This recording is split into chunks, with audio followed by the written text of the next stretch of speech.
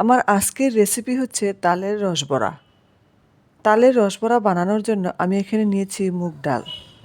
এখানে আমি 100 গ্রাম মুগ ডাল নিয়েছি আর এটাকে আমি 2 ঘন্টা ধরে ভিজিয়ে রেখেছিলাম। এখন এটাকে ব্লেন্ড করে নেব।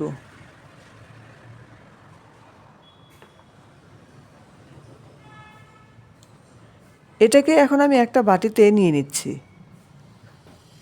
ময়দা নিচ্ছি হাফ কাপ, চিনি নিচ্ছি 1 কাপ, চালের গুঁড়া হাফ কাপ, লবণ হাফ চা চামচ, বেকিং সোডা 1/4 চা চামচ, তালের পাল নিচ্ছি 1 কাপ। আর এটাকে আমি আগে থেকে জাল করে নিয়েছি। এখন সব কিছু একসাথে মিক্স করে নিব। এই পর্যায়ে রেস্টে রেখে দিব আধা ঘন্টার জন্য।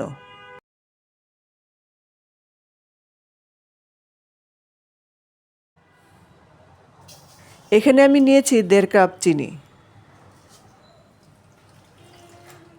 সেই সাথে পানি দিচ্ছি 2 কাপ। এবার চুলার তাপ মিডিয়ামে রেখে চিনির শিরাটা বানিয়ে নিব। আমি রসটাকে একটু পাতলা করে রাখব। রসটা ফুটে গিয়েছে।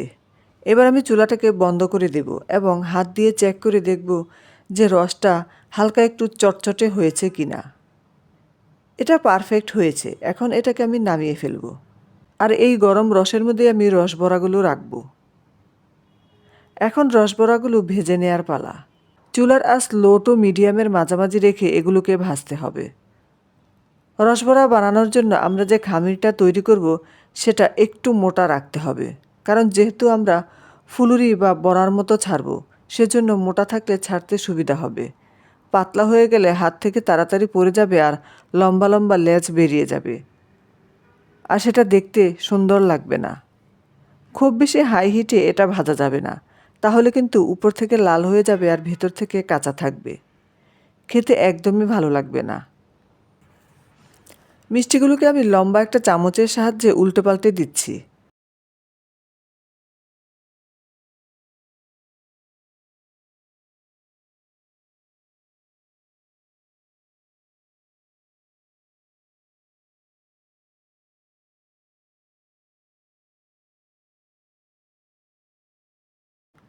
এটা ভাজতে প্রায় 5 থেকে 7 মিনিট সময় লাগবে।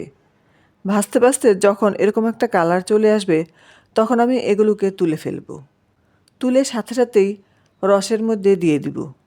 আর এইভাবে করে আমি বাকি মিষ্টিগুলোও ভেজে নেব।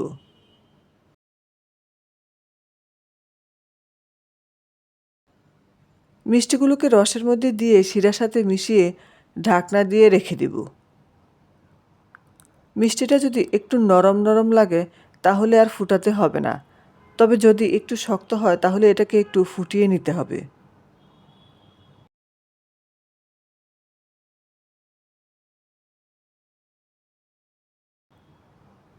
4-5 ঘন্টা পর যখন ঠান্ডা হয়ে গেছে তখন দেখতে কতটা লোভনীয় লাগছে। আমি আপনাদেরকে একটা ভেঙে দেখাচ্ছি। তৈরি হয়ে গেল ভীষণ মজাদার তালের রসবড়া মিষ্টি। আজকের রেসিপি যদি ভালো লেগে থাকে তাহলে কমেন্ট করে জানাবেন। সবাই ভালো থাকবেন। আল্লাহ হাফেজ।